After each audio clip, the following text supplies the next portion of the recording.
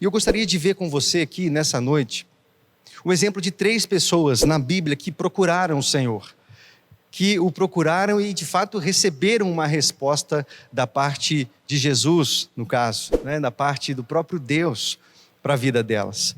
Eu quero chamar a sua atenção porque cada uma dessas pessoas teve um jeito de buscou de uma forma diferente. E cada uma delas, embora tenha recebido uma resposta, recebeu de uma forma diferente. Alguns sofreram mais do que outros. E é isso que eu gostaria de chamar a sua atenção, para que você no final dessa mensagem pensasse: primeiro, você tem buscado ao Senhor?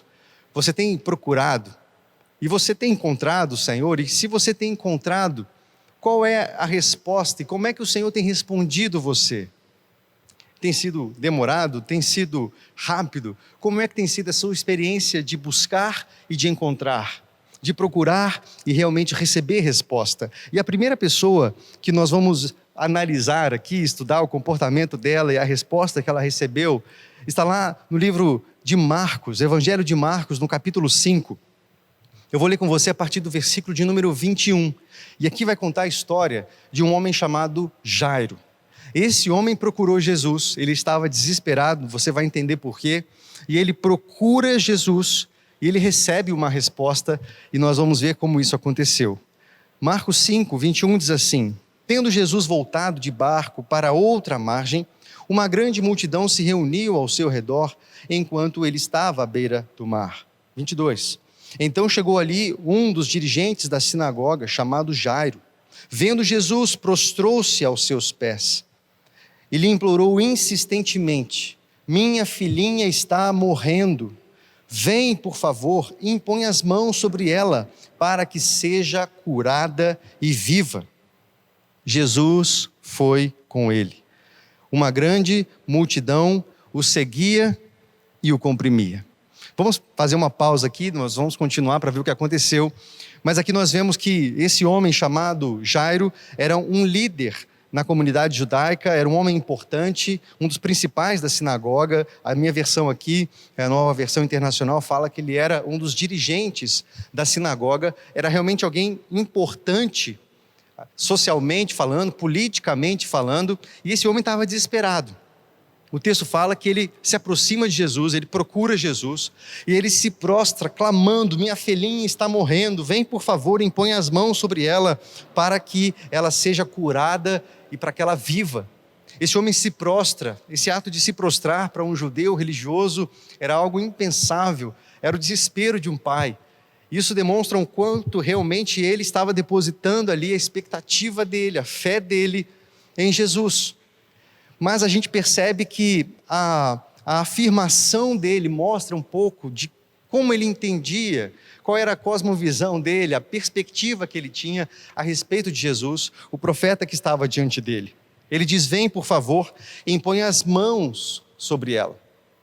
Ele estava diante de Jesus, alguém que ele já tinha ouvido falar, de que tinha feito muitos milagres, de que se dizia ser o Filho de Deus. Mas ele se aproxima com base em toda a sua leitura e interpretação da lei de Moisés, e ele, como um dos líderes, os dirigentes da sinagoga, conhecia muito bem. Ele sabia que no profetismo judaico, um profeta era um instrumento de Deus, o poder de Deus passava por aquele profeta, e por causa disso ele precisava realmente impor as mãos sobre a menina, para que a menina fosse curada. Então o clamor desse homem era para que Jesus saísse da onde ele estava, no meio da multidão, parasse tudo, fosse andando até a casa dele para impor as mãos, porque era assim que era a leitura desse homem religioso a respeito de como uma cura poderia acontecer. E me chama muita atenção aí o verso de número 24 que nós lemos, a resposta de Jesus. Jesus não pergunta o nome dele, pelo menos aqui não cita nada que Jesus tenha falado, o texto só fala assim: Jesus foi com ele. Jesus foi interrompido ali no meio da sua programação, mas Jesus, ele é sensível à fé daquele homem, é sensível à fé de Jairo, e Jesus foi com Jairo. Jesus sabia que ele poderia fazer assim, mandar uma palavra e curar aquela menina, mas ele sabia que o clamor daquele homem era o clamor de um homem que tinha uma trajetória dentro da igreja, uma trajetória religiosa, e na cabeça dele, a cura só poderia acontecer se Jesus fosse realmente lá e impusesse as mãos. Você imagina um diálogo, por exemplo, de Jesus com esse homem, talvez Jesus dizendo assim: Jairo, deixa eu te falar uma coisa, eu sou o Filho de Deus. Aliás, eu sou o próprio Deus encarnado. Você acha mesmo que eu preciso ir andando até a sua casa para impor as mãos sobre a sua filha para que ela seja curada?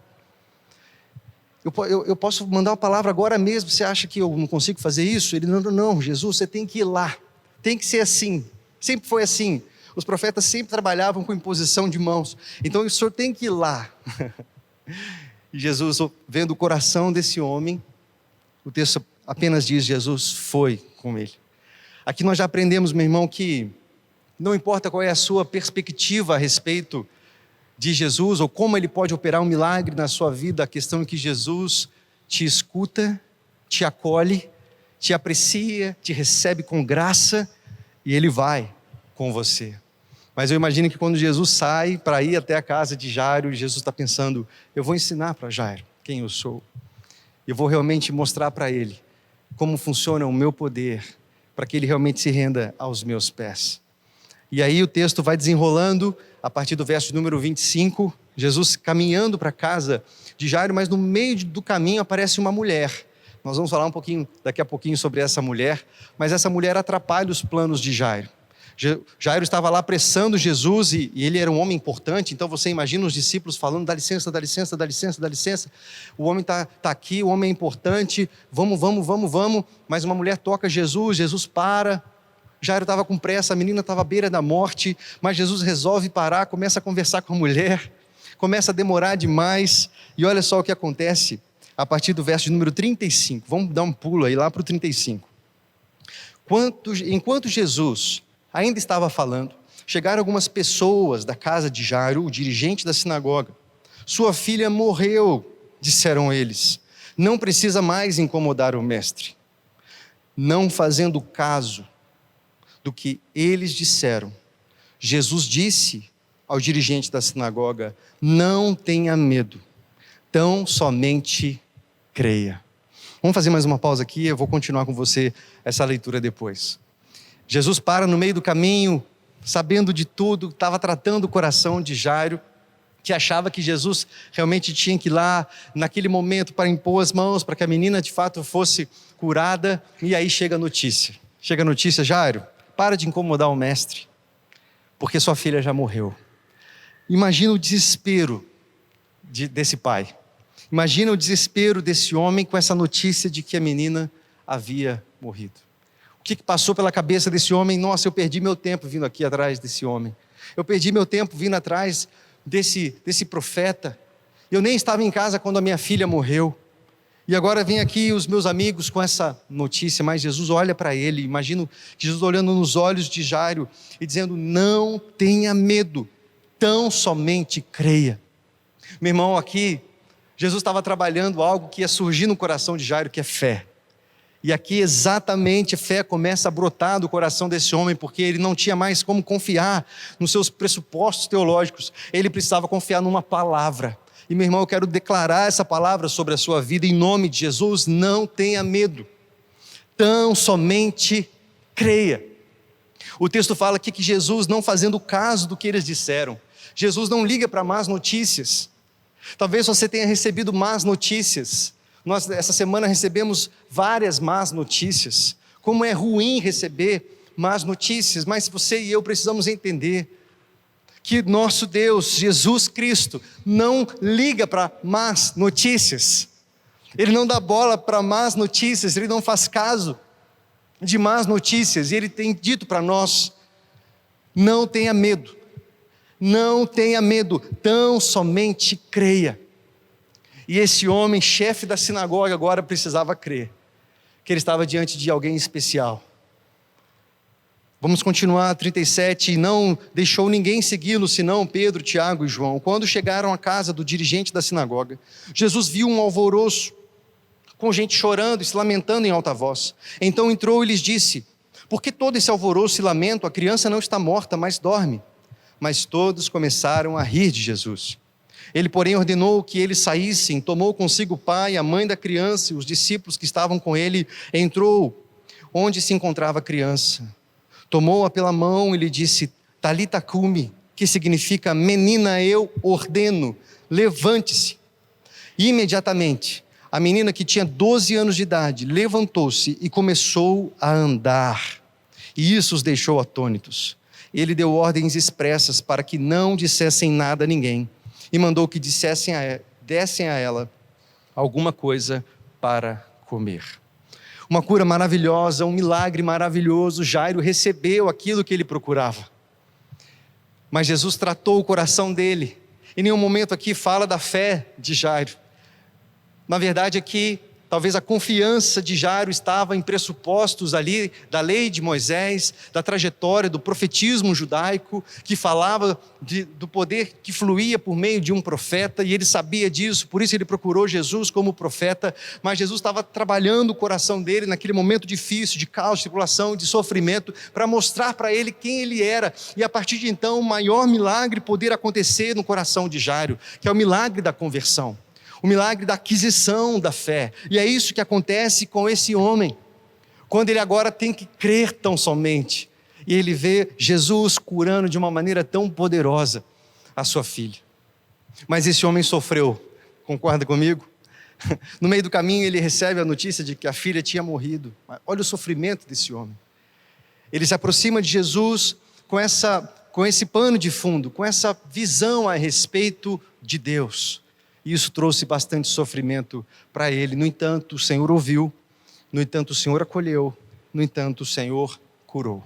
Vamos ver agora uma outra pessoa que também se aproxima de Jesus, que interrompe Jesus em busca de uma cura, de um milagre, de uma intervenção.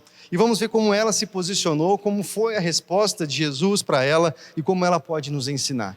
Está exatamente nesse texto. Nós falamos de uma mulher que interrompeu aí esse caminho de Jesus até a casa de Jairo. No versículo de número 24, está dizendo aí, Jesus foi com Jairo e no caminho acontece isso aqui, uma grande multidão o seguia e o comprimia. Estava ali certa mulher que havia 12 anos vinha sofrendo de uma hemorragia. Ela padecera sob o cuidado de vários médicos e gastara tudo o que tinha, mas em vez de melhorar, piorava. Quando ouviu falar de Jesus, chegou-se por trás dele, no meio da multidão, e tocou em seu manto, porque pensava, se eu tão somente tocar o seu manto, ficarei curada. Vamos fazer uma pausa aqui e a gente vai continuar para ver o que aconteceu com essa mulher.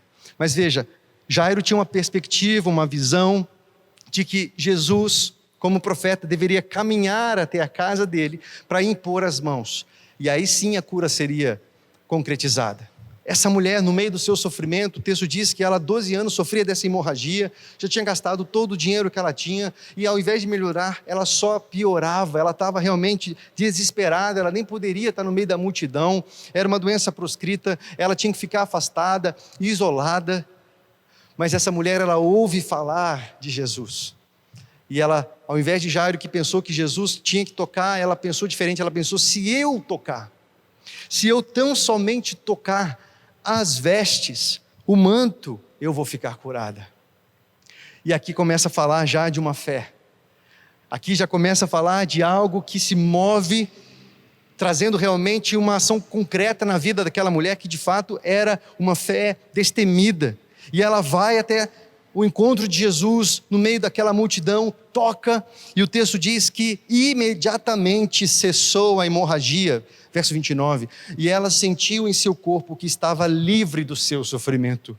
Nossa, ela deve ter ficado aliviada, em êxtase, muito feliz, mas não contava com a reação de Jesus. Verso 30, no mesmo instante, Jesus percebeu que dele havia saído o poder, virou-se para a multidão e perguntou, quem tocou em meu manto? E responderam os seus discípulos, vês a multidão aglomerada ao teu redor, e ainda perguntas, quem tocou em mim? Mas Jesus continuou olhando ao redor para ver quem tinha feito aquilo. Então a mulher, sabendo que lhe tinha acontecido, aproximou-se, prostrou-se aos seus pés, tremendo de medo, contou-lhe toda a verdade. Então Jesus lhe disse, filha, a sua fé a curou, vá em paz e fique livre do seu sofrimento. Aqui nós vemos uma mulher, no meio do seu sofrimento, ela já não tem mais nenhum pressuposto teológico ou da tradição judaica, ela disse: se eu tocar, eu vou ser curada. A fé dela a levou a tomar aquela atitude destemida para encontrar o mestre ali e tocar. Mas o texto diz que Jesus para porque ele sentiu um toque diferente. Ele viu que dele saiu o poder e ele pergunta: quem me tocou? Os discípulos perguntam: mas está todo mundo te tocando aqui? Está todo mundo te esbarrando aqui? Não, alguém me tocou de uma maneira diferente. Eu quero saber quem é. O texto fala que aquela mulher estava tremendo de medo. Ela estava aliviada por um lado, mas agora estava com medo do que poderia acontecer. Afinal, o homem parou para perguntar o que tinha acontecido. E ela fala: fui eu que te toquei. E Jesus faz um elogio tão bonito para a fé daquela mulher. Ele diz: filha, você sabia que essa é a única vez nos evangelhos que Jesus diz isso para alguém? Filha. É a única vez que alguém aqui é chamada de filha. Jesus olha para ela e fala: filha, a sua fé te curou. Vá em paz, fica livre do seu sofrimento. Não era um sofrimento só físico, um sofrimento emocional, social. A sua fé te curou. Filha, ele acolhe aquela mulher. Uma mulher que acionou a fé dela. E meu irmão, nós precisamos nos perguntar: nós temos tocado Jesus? Há uma diferença sensível aqui de esbarrar em Jesus, de empurrar e estar no meio da multidão e tocar Jesus.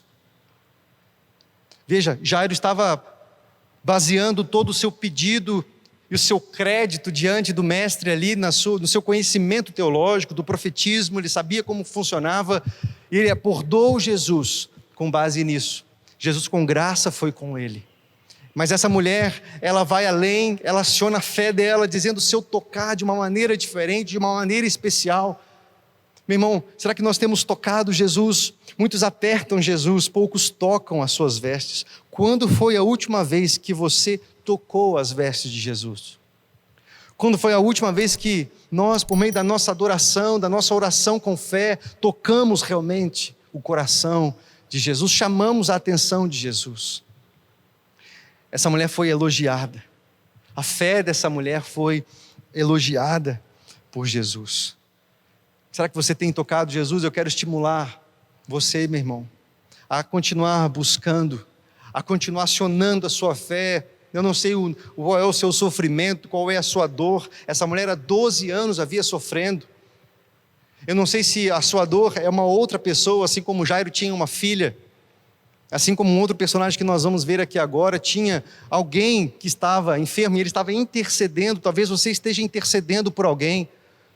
Mas é tempo da igreja tocar Jesus, tocar as vestes de Jesus e viver um tempo de milagres, de obras maiores. Essa mulher, ela com certeza ela teve medo, ela teve um momento ali de sofrimento, mas foi algo muito mais rápido, a ação de Deus na vida dela, do que se a gente comparar com Jairo. Mas agora tem alguém que realmente nos ajuda bastante a perceber que a postura com que nós nos apresentamos fala muito da ação de Deus nas nossas vidas. E essa terceira pessoa que nós vamos falar aqui está lá em Mateus, no capítulo 8, no verso 5 ao 13, que é uma experiência muito interessante de alguém que não era judeu, de alguém que não vinha dessa tradição judaica, mas que toca o coração de Jesus, deixa Jesus entusiasmado com tamanha fé. Mateus 8, 5 diz assim: entrando Jesus em Cafarnaum, dirigiu-se a ele um centurião, pedindo-lhe ajuda, e disse: Senhor, meu servo está em casa, paralítico, em terrível sofrimento. Jesus lhe disse: eu irei curá-lo. Mas respondeu o centurião: Senhor, eu não mereço receber-te debaixo do meu teto, mas dize apenas uma palavra e o meu servo será curado. Pois eu também sou homem sujeito à autoridade, com soldados sobre o meu comando. Eu digo a um: vai, e ele vai. Eu digo a outro: venha, e ele vem. Diga ao meu servo: faça isso, e ele faz. Ao ouvir isso, Jesus admirou-se e disse aos que o seguiam: digo-lhes a verdade, não encontrei em Israel ninguém com tamanha fé. Verso 11: eu lhes digo que muitos virão do Oriente e do Ocidente e se sentarão à mesa com Abraão, Isaque e Jacó no reino dos céus, mas os súditos do reino serão lançados para fora nas trevas, onde haverá choro e ranger de dentes. Então Jesus disse ao centurião: vá, como você creu, assim lhe acontecerá.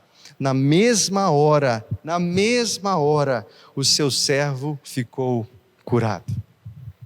Glória a Deus. Um homem que tinha uma outra perspectiva, ele não tinha uma perspectiva religiosa como Jairo, ele não tinha uma perspectiva com base no sofrimento como era aquela mulher do fluxo de sangue.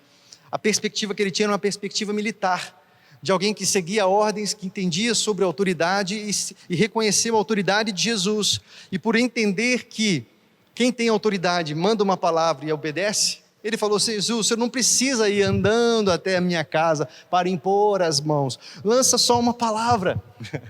Lança só uma palavra e o meu servo vai ficar curado. O texto diz que Jesus fica admirado com essa fé desse homem romano. Jesus fica entusiasmado, ele fala: não encontrei essa fé em Israel.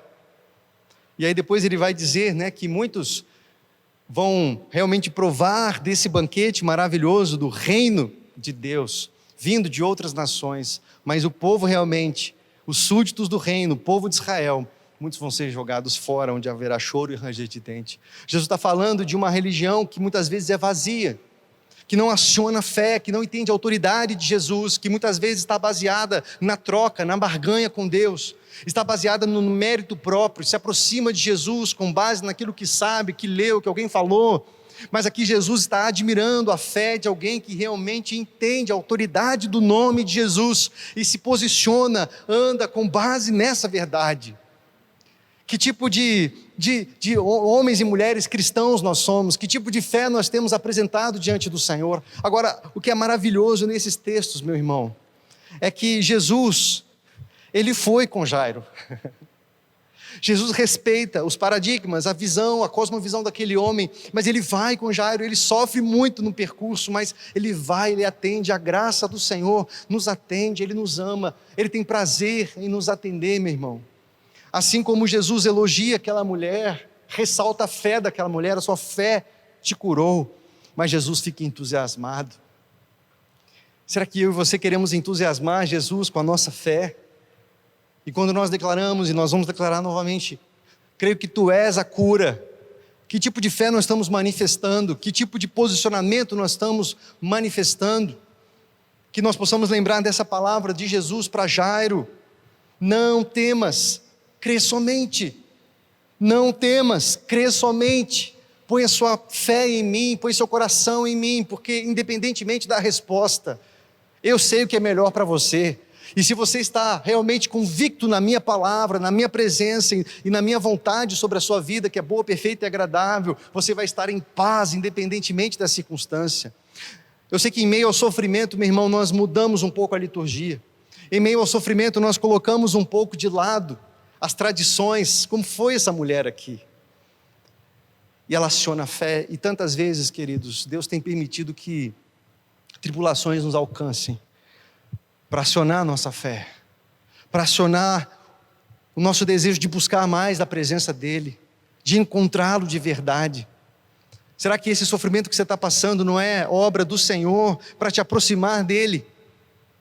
E na verdade esse é o maior milagre que nós podemos experimentar, é a conversão, é o coração rendido a Ele, maior do que o milagre da menina, da filha de Jairo que foi curada, foi um milagre que aconteceu com o próprio Jairo e não teria acontecido se Jesus simplesmente tivesse ido sem parar para atender aquela mulher. Jesus está no controle de tudo, talvez esteja demorando, eu não sei como está acontecendo, mas que nós possamos olhar especialmente para esse centurião romano, alguém que não era da casa de Israel, mas que acessou a graça, como aquela mulher Sirofenícia, também poderia citá-la aqui, recentemente nós a estudamos num estudo da célula, uma mulher que aborda Jesus está falando, não é justo tirar o pão da mesa dos donos e dar aos cachorrinhos, mas aquela mulher insiste com fé, dizendo, mas até os cachorrinhos comem das migalhas que caem da mesa de seus donos. E Jesus olha para aquela mulher e fala, minha filha, a sua fé, pode ir, a sua filha está curada, pode ir. Você conseguiu acessar meu coração, o Senhor não resiste à fé. Ele é sensível à fé. Nós aprendemos nessas 3 histórias e tantas outras na Bíblia, o Senhor não resiste a um coração cheio de fé, meu irmão. Então eu quero incentivar você, assim como nós começamos lendo aquele texto lá no livro de Jeremias, esse convite maravilhoso para nós.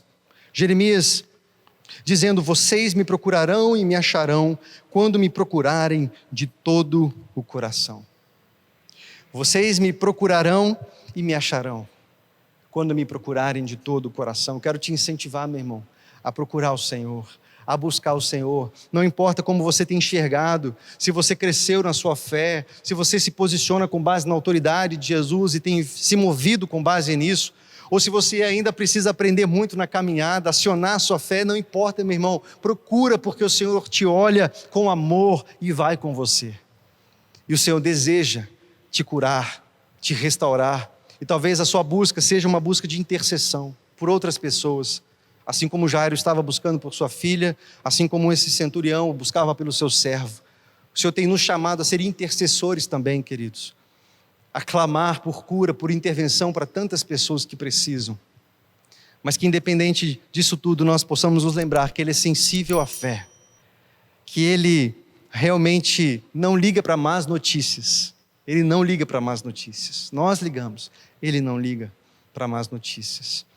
E nos lembrar também que Ele nos convida a não temer, mas a crer somente, a colocar o nosso coração nele, não importando a circunstância, a crer em nome de Jesus.